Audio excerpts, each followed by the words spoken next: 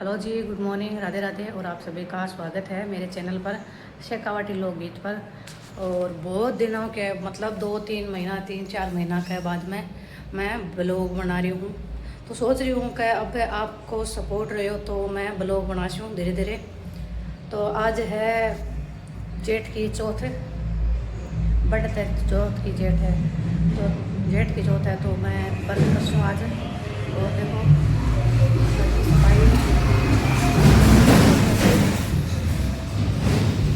सफाई होगी और एक फोटो फाटू रख रखी सफाई करिए तो थाने दिखाऊँ।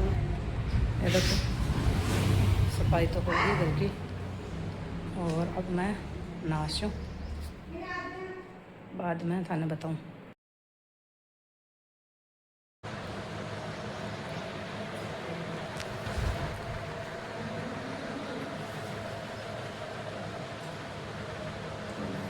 ऐसी लग रही है।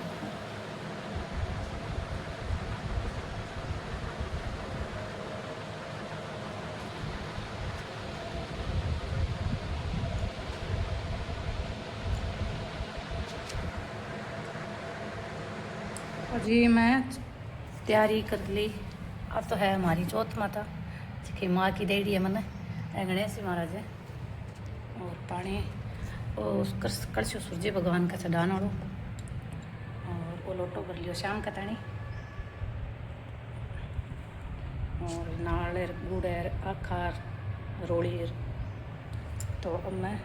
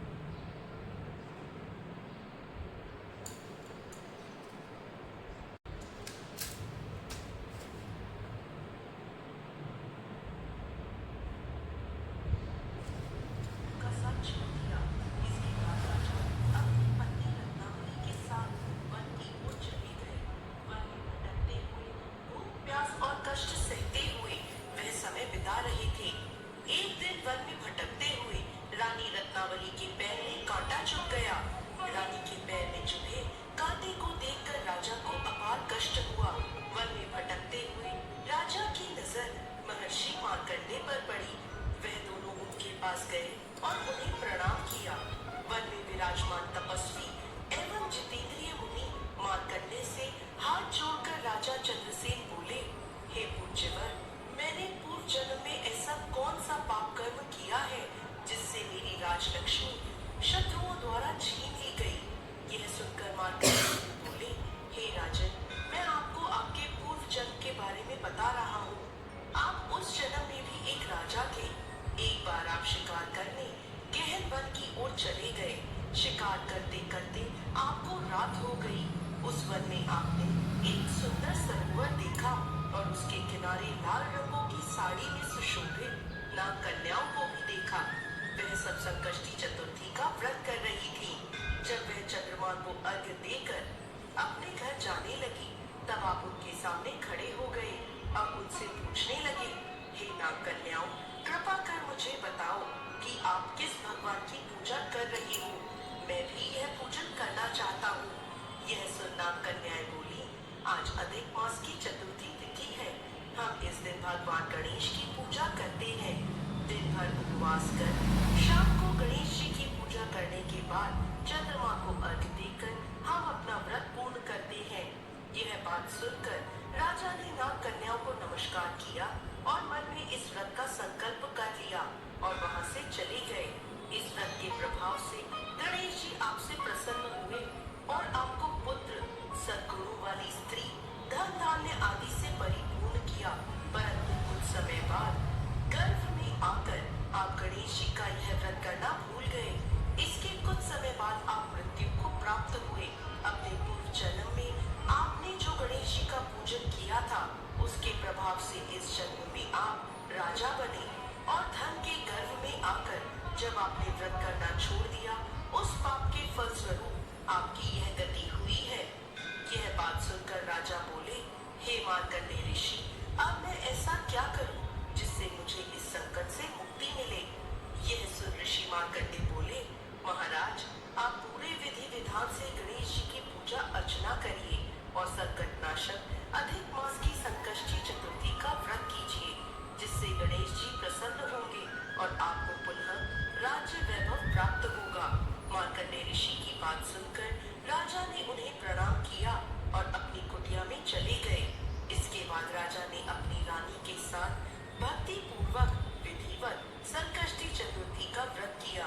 व्रत करने से उनके शत्रुओं का नाश हुआ और उन्होंने अपना खोया हुआ राज्य पुनः प्राप्त किया। हे गणेश जी महाराज, इस कथा को कहते, सुनते और हुंकारा भरते सब पर कृपा करिए। जय गणेश जी महाराज।